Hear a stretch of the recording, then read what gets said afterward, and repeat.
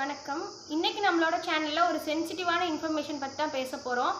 கொல்கத்தாவை சேர்ந்த ஒரு பெண் டாக்டர் வன்புணர்வால் பாதிக்கப்பட்டு இறந்திருக்காங்க. அதற்கு காரணமானவன் யாரு, இந்த சம்பவம் எப்படி நடந்துச்சு, இதற்கு தண்டனை எப்படி கொடுத்தா அடுத்து இந்த மாதிரி நடக்காதுங்கிறத நம்ம அந்த வீடியோ மூலியமா நான் தெரிவிச்சுக்கிறேன். கொல்கத்தாவை சேர்ந்த அந்த பெண் தன்னோட யூஜி முடிச்சுட்டு தன்னோட பிஜிக்காக கொல்கத்தா கவர்மெண்ட் ஹாஸ்பிட்டல்ல செகண்ட் இயர் பிஜி பண்ணிட்டு இருந்திருக்காங்க. நீட் எக்ஸாம் எல்லாம் கிராக் பண்ணி தன்னோட பிஜி செகண்ட் இயர் பண்ணிட்டு இருக்க பொண்ணு 36 மணி நேரம் அந்த ஹாஸ்பிட்டலில் டியூட்டி பார்த்துட்டு தன்னோட ஃப்ரெண்ட்ஸோட 3 பேர் சேர்ந்து சாப்பிட்ருக்காங்க. அப்போ தான் டியூட்டி பார்த்துட்டு வந்திருக்காங்க. 3 பேர் சேர்ந்து சாப்பிட்டுட்டு அந்த 2 பெண்களும் தன்னோட டியூட்டிக்காக போயிட்டாங்க. அந்த பெண் அந்த செமினார் ஹால்லையே, அவங்க சாப்பிட்டுட்டு இருந்த அந்த செமினார் ஹால்லையே தூங்கியிருக்காங்க. நைட்டு 2 மணி அளவு வரைக்கும் படிச்சுட்டு அவங்க தூங்கியிருக்காங்க. 3 மணிக்கு கூட அவங்க தூங்குறத அந்த சைடு போனவங்க பார்த்துருக்காங்க. 7 மணிக்கு, போன வாரம் வெள்ளிக்கிழமை நடந்த சம்பவம் இது.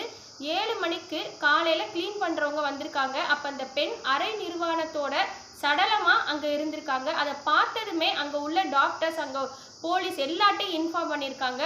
உடனே அவங்க விரைந்து வந்து பார்த்துட்டு அவங்க விசாரித்ததில் அந்த சிசிடிவி காட்சியில் ஒருத்தவனை கண்டுபிடிச்சிருக்காங்க. அவன் யார் அப்படின்னா, அதே ஹாஸ்பிட்டலில் சிவிக் வாலண்டியராக போலீஸ்க்கு ஹெல்ப் பண்ணுறவனா இருந்திருக்கான்.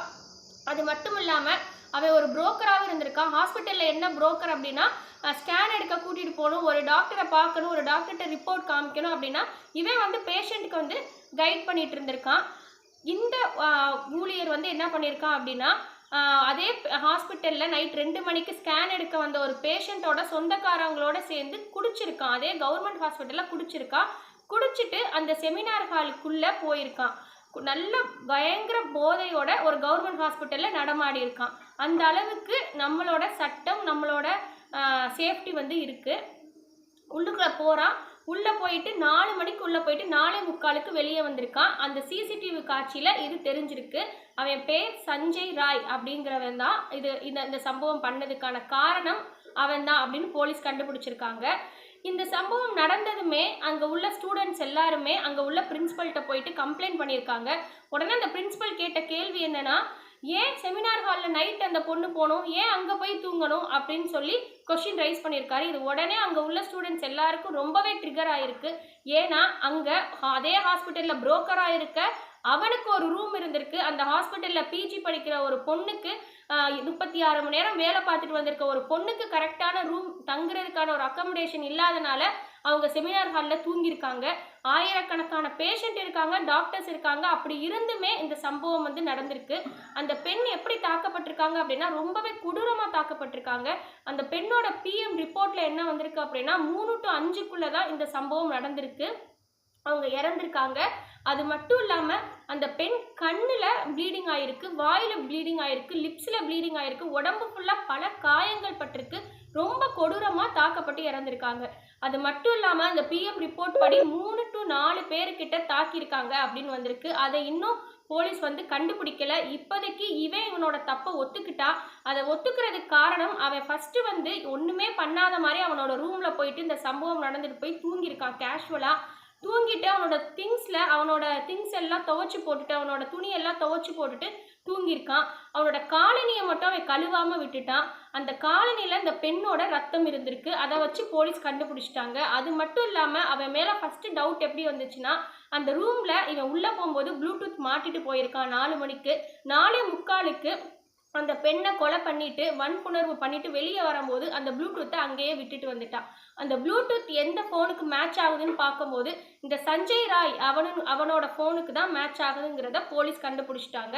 அவனால் தப்பிக்கவே முடியாத அளவுக்கு அவங்க ஆதாரம் இருக்கனால அவன் அதை ஒத்துக்கிட்டான். அவனோட பேக்ரவுண்ட் பார்க்கும்போது அவனோட ஃபர்ஸ்ட் ஒய்ஃபை அவன் நிறைய அப்யூஸ் பண்ணியிருக்கான். அதனால அவங்க பிரிஞ்சிட்டாங்க. செகண்ட் ஒய்ஃபும் கூட அவன் ரொம்ப கொடூரமாக தாக்கியிருக்கான். அதனால அவங்களும் பிரிஞ்சிட்டாங்க. இப்போ 3வது மனைவியோட வாழ்ந்துட்டு இருக்கதா கண்டுபிடிச்சிருக்காங்க. நிறைய ப்ரொட்டஸ்ட் இந்தியா அளவில் நான் மெடிக்கல் கம்யூனிட்டியாக இருக்கட்டும், மெடிக்கல் கம்யூனிட்டி சார்ந்தவங்களாக இருக்கட்டும், எல்லாரும் ப்ரொட்டஸ்ட் பண்ணிட்டு இருக்காங்க. இந்த பொண்ணுக்கு கிடைக்க வேண்டிய நியாயம், ஜஸ்டிஸ் டிலே ஆச்சு அப்படின்னா அது டிலே ஆனதுக்கு சமம் தான். உடனே சூட்டோட இந்த பிரச்சனைக்கான தண்டனை கொடுத்தாதான் அடுத்து இந்த மாதிரி எங்கேயுமே நடக்காது. இந்த மாதிரி டாக்டர்ஸ் படிக்க வைக்கிற எல்லாரோட பேரண்ட்ஸோட மனநிலைமையை யோசிச்சு பாருங்க. இந்த தண்டனை கொடுக்குற மூலியமா இனிமேல் யாருக்குமே இது நடக்கக்கூடாது. எந்த வேலை பார்க்குறவங்களா இருக்கட்டும், நைட் டியூட்டிங்கிறது எல்லா இடத்துலையும் இப்போ பெண்கள் பார்க்குறாங்க. அவங்களுக்கு எல்லாருக்கும் சேஃப்டி இருக்கணும். பெண்களாக இருக்கட்டும், ஆண்களாக இருக்கட்டும், எல்லாருக்கும் சேஃப்டி இருக்கணும். இந்த மாதிரி பண்ணுறவங்களுக்கு தண்டனை கொடூரமாக இருந்தால் தான் இன்னும் இந்த மாதிரி விஷயம் நடக்காது. அது மட்டும் இல்லாமல் அவங்க ப்ரொடெஸ்ட்டில் மெடிக்கல் கம்யூனிட்டியை சார்ந்தவங்க என்ன கேட்குறாங்கன்னா, எங்களுக்கு central health care protection act அப்படிங்கிற ஒரு சட்டம் கொண்டு வரணுன்றாங்க. அந்த சட்டத்தில் என்ன இருக்குன்னா, இவங்களுக்கு தேவையான அக்கமடேஷன், இவங்களுக்கு தேவையான சேஃப்டி இதெல்லாம் கிடைக்கும். அந்த மாதிரி எங்களுக்கு சட்டம் கொண்டு வாங்கன்றாங்க. இந்த வீடியோ மூலியமாக இந்திய அரசாங்கத்துக்கு நானும் இதை தெரிவிச்சுக்கிறேன். இந்த மாதிரி சட்டம் கொண்டு வந்தால் நிறைய பெண்களாக இருக்கட்டும், ஆண்களாக இருக்கட்டும், டாக்டர்ஸ்க்கு வந்து நிறைய அவங்களுக்கு சேஃப்டி கிடைக்கும். டாக்டர்ஸ் வந்து எல்லாருமே அன்ஹெல்த்தியாக தான் இருப்பாங்க. நம்மளை ஹெல்த்தியாக இருக்கணும்னா அவங்க நம்மளை நல்லா தூங்க சொல்லுவாங்க. ஆனால் அவங்களுக்கு தூக்கமே இல்லை. 36 மணி நேரம் வேலை பார்க்குறாங்க, 48 மணி நேரம் ஒரு உயிரை காக்கிறதுக்காக வேலை பார்க்குறாங்க. ஆனால் அப்படிப்பட்ட டாக்டர்ஸ்க்கே இப்போ இந்த நிலைமை வந்துருச்சு. இந்த பெண்ணை தாக்கப்பட்ட இந்த சம்பவம் இனி எந்த பெண்ணுக்கும் நடக்காத அளவுக்கு தண்டனை இருக்கணும். என்ன மாதிரி தண்டனை கொடுக்கலாங்கிறத நம்ம கமெண்ட் செக்ஷனில் நீங்கள் சொல்லுங்கள். இந்த பெண்ணுக்கு நடந்தது யாருக்கும் நடக்கக்கூடாது. என்னோட ஃப்ரெண்ட்ஸ் கூட டாக்டர்ஸாக இருக்காங்க. அவங்க எல்லாருக்கும் சேஃப்டி வேணும். ஒரு ஆண் டியூட்டியில் உள்ள ஒரு டாக்டருக்கே இந்த நிலைமை நடந்திருக்குன்னா அப்போ எந்த மாதிரி நம்மளோட நாட்டில் எப்படிப்பட்ட கொடூரங்கள் இருந்துட்டு இருக்காங்க அப்படிங்கிறத நீங்கள் பாருங்கள். எல்லாரும் ப்ரொடெக்ஷனாக இருக்கணுங்கிறதுக்காக டாக்டர்ஸ்க்கு அந்த சட்டம் கொண்டு வாங்க. அது மட்டும் இல்லாமல் இந்த மாதிரி விஷயம் நடக்கக்கூடாதுங்கிறதுக்கான கொடூரமான ஒரு தண்டனை வந்து வழங்கியே ஆகணும். அதான் நான் வீடியோ மூலமாக தெரிவிச்சுக்கிறேன். அந்த பெண்ணோட ஆத்மா சாந்தி அடையணும். அந்த பெண் எப்படி தாக்கப்பட்டாங்கங்கிறத அந்த பிஎம் ரிப்போர்ட்டில் அவங்க கொண்டு வந்திருக்க ரிப்போர்ட் படி பார்த்தா ரொம்ப கொடூரமாக வெளியிட்டிருக்காங்க அந்த பிஎம் ரிப்போர்ட்டு.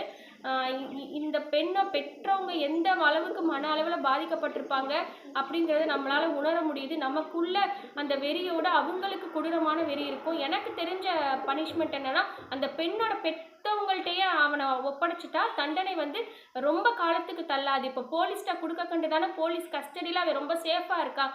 அவனை வந்து மக்கள்கிட்ட ஒப்படைங்க, இல்லைன்னா அந்த பொண்ணோட பேரண்ட்ஸ்கிட்ட ஒப்படைங்க. தண்டனை உடனே வழங்கிடுவாங்க. உடனே அவனுக்கு தண்டனை கிடைக்கும். இதுதான் நான் சொல்கிற தண்டனை. நன்றி.